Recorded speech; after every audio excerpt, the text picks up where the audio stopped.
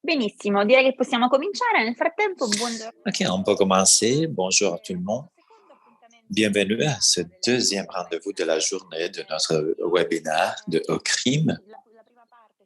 la prima parte settimanale La scorsa première partie, c'était nous ce matin et e maintenant, on partiamo présente la quindi con seconde partie. Quelqu'un d'entre vous me connaîtra parce que j'ai mi chiamo Anna Buffa, sono food présenté ces entertainer e mi webinaires. occupo da Je m'appelle Anna Boufa, je suis food entertainer, je m'occupe depuis 15 ans de communication diversi webinar euh, con Ocrim. dans l'environnement de. Oggi appunto parleremo di un argomento che considero Aujourd'hui, proprio on va parler d'une chose qui considère la situation socio-politique et économique où l'on est dans le monde entier est très intéressante. On va parler de ça avec Paolo Molinari, qui est le responsable du bureau technique électrique et automation de crème et qui s'occupe de la gestion de team de l'équipe de software developer et, et monitor constamment les procès d'ingénierie à travers la relation des instruments euh, opérationnels. Aujourd'hui, on va parler de comment optimiser la consommation d'énergie dans le secteur du moulin. Paolo va vous parler de cela. Bonsoir Paolo, bienvenue à tous. Merci Anna. Je vous donne la bienvenue. Bienvenue à ce webinaire. Aujourd'hui, on va aborder un thème. Je vais chercher, soulever votre curiosité en répondant à une question qui est très répandue dans cette période historique si l'on considère le coût de l'approvisionnement des matières premières énergétiques. Alors, comment optimiser la consommation dans un contexte de production de moulins sans aller au détriment des performances des index de productivité? CRIM a étudié et proposé une série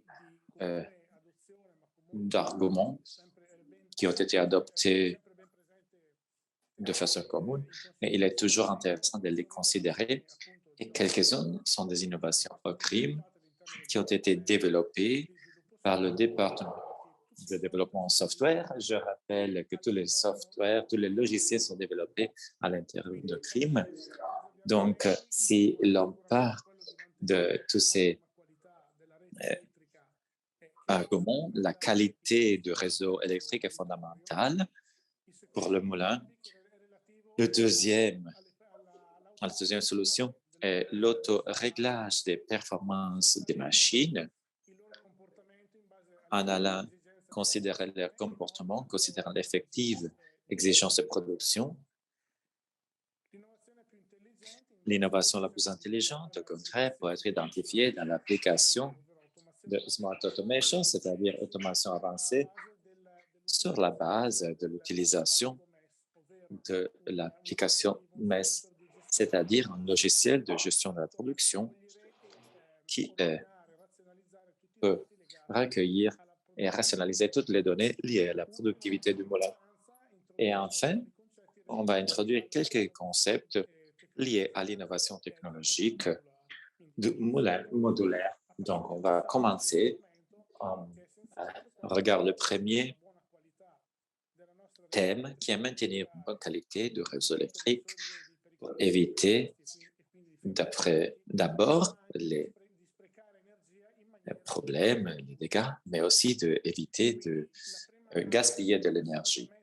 Donc, la première chose à considérer, la première activité est le maintien qui doit être toujours fait par le personnel qualifié avec les compétences nécessaires.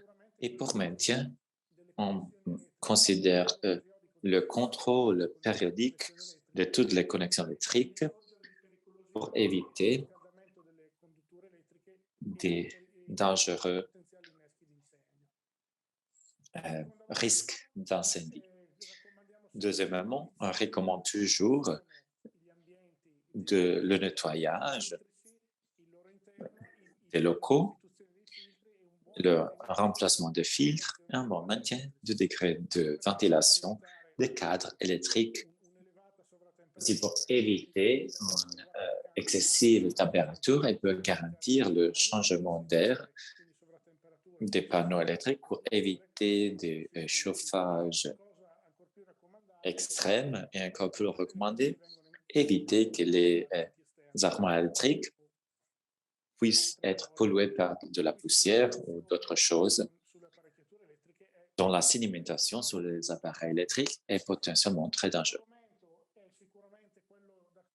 Une autre chose à considérer est la phase, c'est-à-dire équiper l'infrastructure électrique avec un adéquat système de phase afin que tout le courant électrique, ou 95% du courant électrique qu'on demande aux fournisseurs d'énergie puisse être transformé en travail par les moteurs et ne soit pas perdu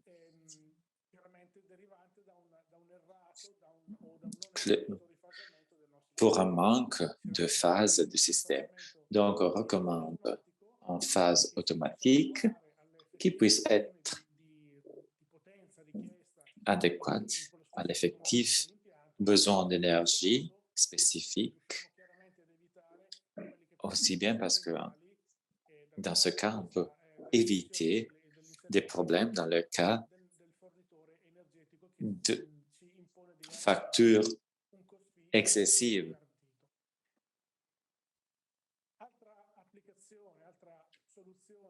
Une autre application, une autre solution que l'on propose pour l'épargne énergétique est doter quelques systèmes d'intelligence sur le réglage. C'est-à-dire, si l'on prend une installation d'aspiration pneumatique où l'on voit que le ventilateur d'aspiration est équipé d'un démarrage avec inverter, l'inverter ne fait pas beaucoup sans une logique d'autoréglage.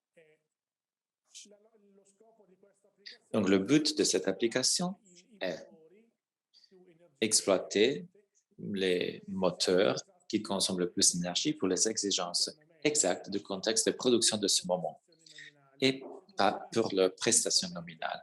Donc, si l'on peut, à la limite, baisser la performance dans le moment pour certaines nécessités, on peut le faire. Spécifiquement, si l'on devait doter d'un capteur de pression le système d'aspiration pneumatique, on aurait un seuil de travail. Automatiquement, le signal est envoyé au PLC qui enverra le signal de modulation de fréquence qui sera traduit sur le ventilateur en adéquant son comportement à l'effective demande de prestations et performance du contexte de production en temps réel, de sorte à éviter de gaspiller de l'énergie, des modes de fonctionnement toujours un maximum de ce type de machine. Donc, on a ici un exemple d'aspiration pneumatique. Un autre aspect, non strictement lié aux paramètres de productivité, mais quand même très important dans le cadre énergétique, est l'éclairage dans les structures de moulins. Un éclairage qu'aujourd'hui, Ocrim a intégré avec de la domotique. Je veux souligner que toutes les applications, toutes les innovations que l'on présente aujourd'hui trouvent déjà une application, un usage pratique dans les installations que dans les derniers 3 ans, Ocrim a réalisé dans le monde entier. Donc, ce sont des applications testées. Donc, en parlant de l'éclairage, c'était la première chose à faire est équiper notre installation avec des LED parce que cela déjà permet de faire appliquer une épargne énergétique. Et dans l'automation développée par Ocrim, on trouve un cockpit, un panneau de contrôle qui nous permet d'alimenter toutes les lignes d'éclairage dans le moulin.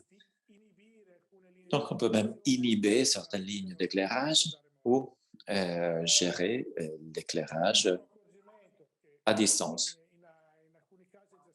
Dans certains cas, on a déjà adopté une chose, c'est-à-dire doter les aires communes avec des capteurs de présence de personnes pour garantir l'éclairage seulement pour le temps strictement nécessaire au passage d'une personne et ne pas avoir un éclairage très long si ce n'est pas nécessaire, parce que de cette façon, on va gaspiller de l'énergie inutilement.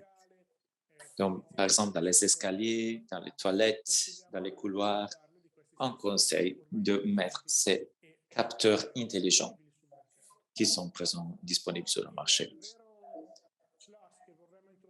Mais le vrai plus que l'on voudrait introduire avec la domotique dans le moulin est de diviser les grilles d'éclairage des différents niveaux dans des groupes. Avec un premier groupe, on garantit un flux illuminotechnique qui puisse garantir à l'opérateur de faire les normaux travaux, par exemple le check visuel, de marcher sur le plan, de faire l'inspection de certains capteurs, l'inspection de quelques alertes lumineuses. Donc, on garantit les opérations normales en garantissant une absorption de puissance dans les limites minimes. Pour une deuxième extension que l'on peut faire dans le panneau de contrôle de la salle centrale ou par les touchscreens, on peut éclairer toute la grille d'éclairage pour avoir plus de lumière au cas où c'était nécessaire de faire des travaux extraordinaires. Le premier qui vient à l'esprit est le maintien des machines. Donc, dans le cas où l'on devait faire le maintien des machines, exécuter des opérations, on aurait besoin de plusieurs de lumière. Et donc, seulement si c'est nécessaire, on peut demander plus d'énergie pour éclairer la salle. Le centre de cette présentation veut illustrer l'application de l'automation intelligente, Smart Automation, dans l'optique de l'épargne d'énergie. Donc, le concept principal est pour comprendre comment l'on consomme et comment on peut optimiser la consommation énergétique.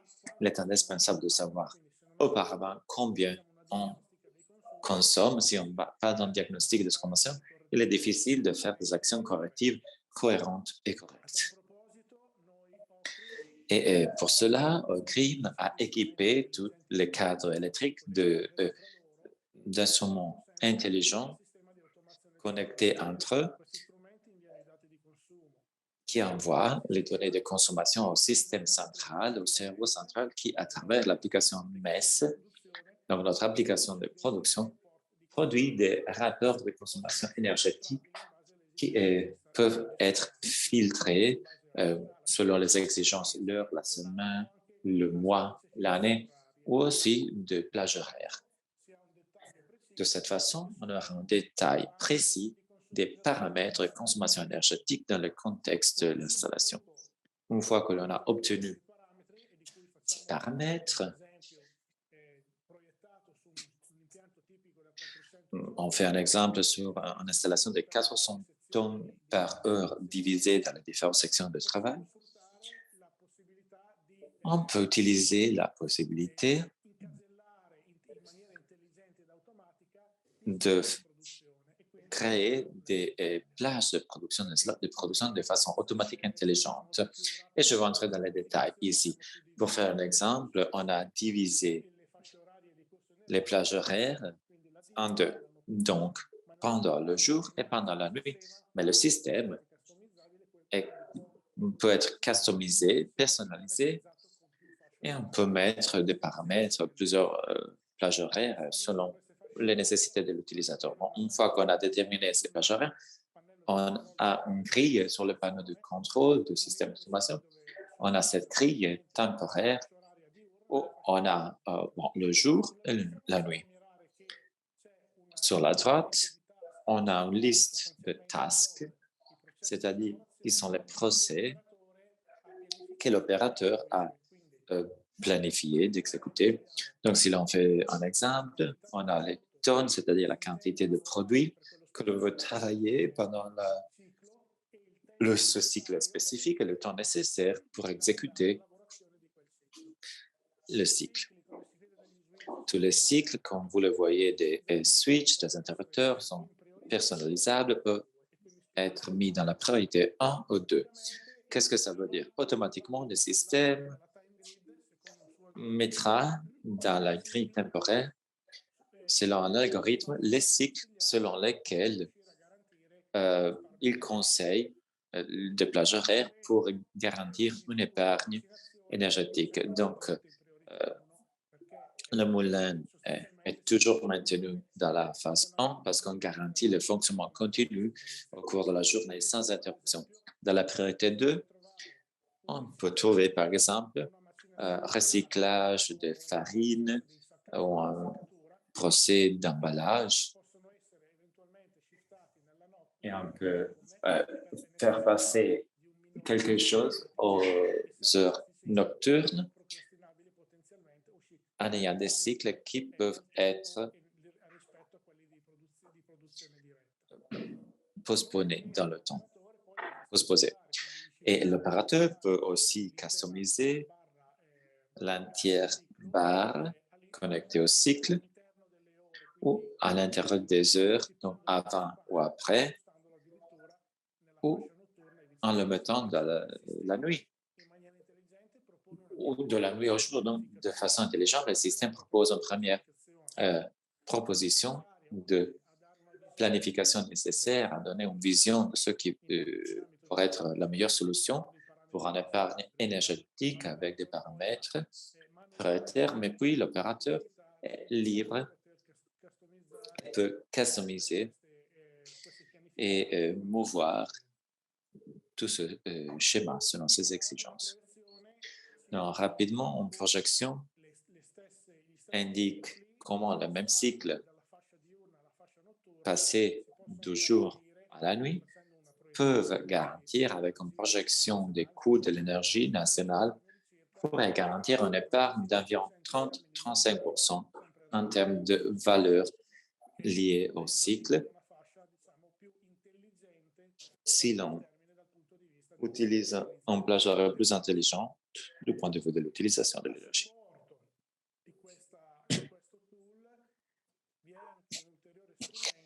En supportant ces instruments, on a un autre instrument qui permet à l'opérateur de fixer un seuil maximum de consommation pour l'installation. Donc, l'opérateur peut déterminer un seuil d'absorption totale de l'installation au-delà de laquelle on interrompt le cycle, par exemple, si l'on veut, ou on reçoit une alerte. Donc, quand on dépasse ce seuil, on peut avoir des procès qui ne sont pas prioritaires. Et pour entrer le seuil, on devrait éteindre ces procès. Donc, l'opérateur reçoit une suggestion. Donc, on n'éteint pas automatiquement les choses, à moins qu'on l'ait décidé auparavant. Donc, on suggère à l'opérateur les cycles qui peuvent être mis en stand-by afin que la valeur totale de l'absorption, à ce moment, puisse rentrer au-dessous du seuil que l'opérateur s'était imposé de maintenir.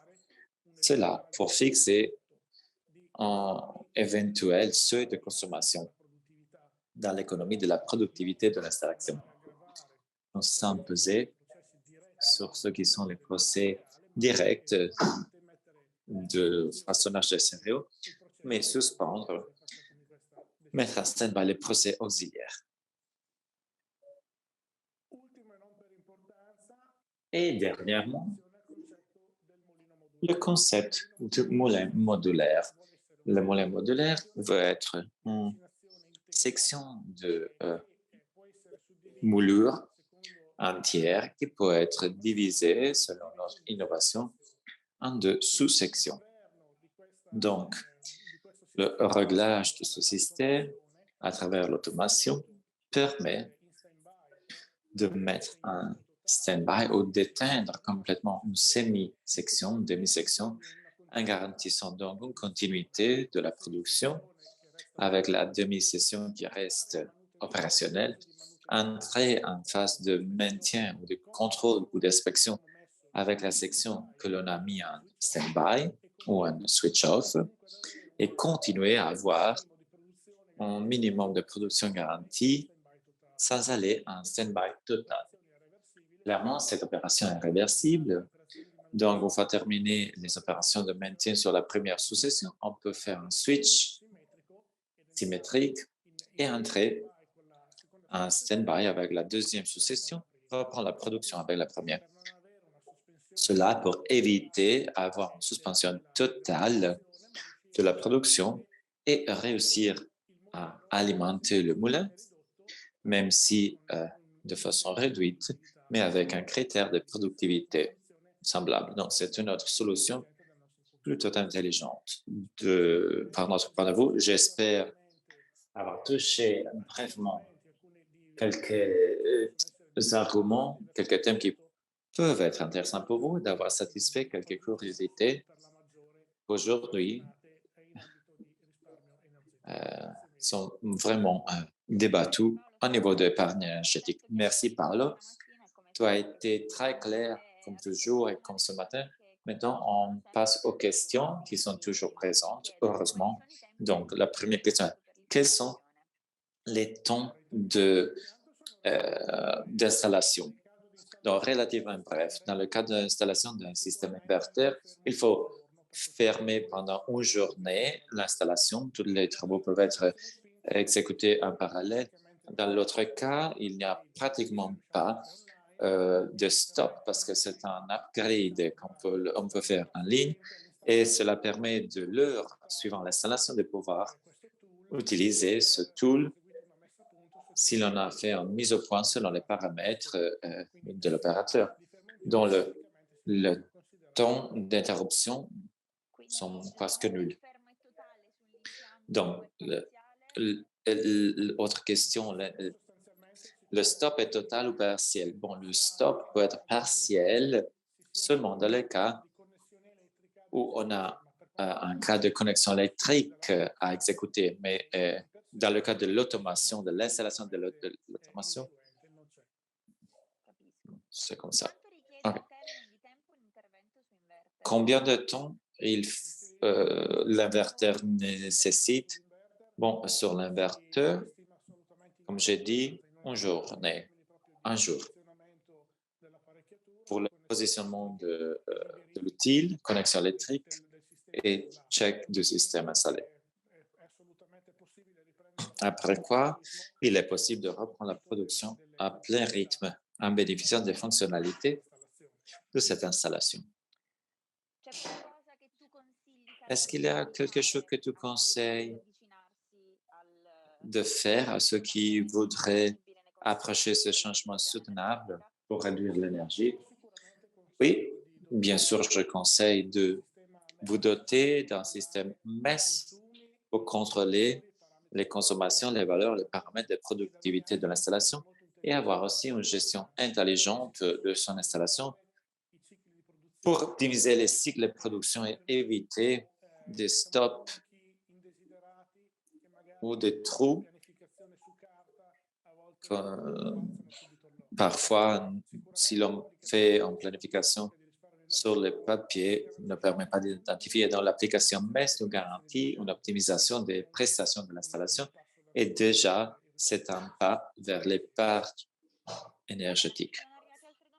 Alors, on a d'autres questions. Quelle est la consommation de kilowatts dans un moulin Ocrim dans le B1? Cela dépend des tonnes. Cela dépend des tonnes du moulin. Il faudrait faire des recherches par capacité. Pas tous les B1 ont la même puissance appliquée. Donc, je peux répondre par mail en fournissant une grille de consommation typique sur la base des temps du moulin. Une autre question qui est plutôt compliquée. À voir si l'on peut faire la traduction.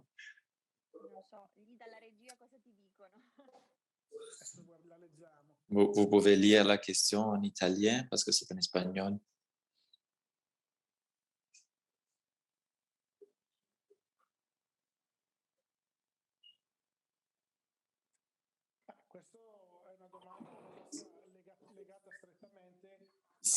C'est une autre question liée au type de moulin. Si c'est tendre ou dur, il est impossible de donner une valeur absolue. Cela dépend toujours de la typologie de façonnage que le moulin doit exécuter.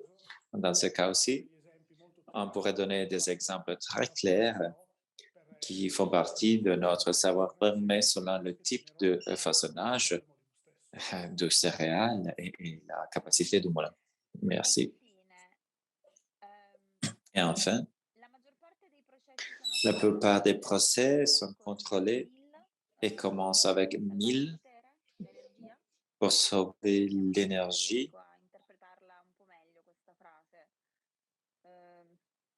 Je ne sais pas si c'est clair, mais je ne suis pas sûr d'avoir compris la question. Paolo, si tu veux lire la question, je ne sais pas qu'est-ce que ça veut dire. Et1000 est le nom de notre produit. C'est la sigle commerciale que depuis de 15 ans nous identifie.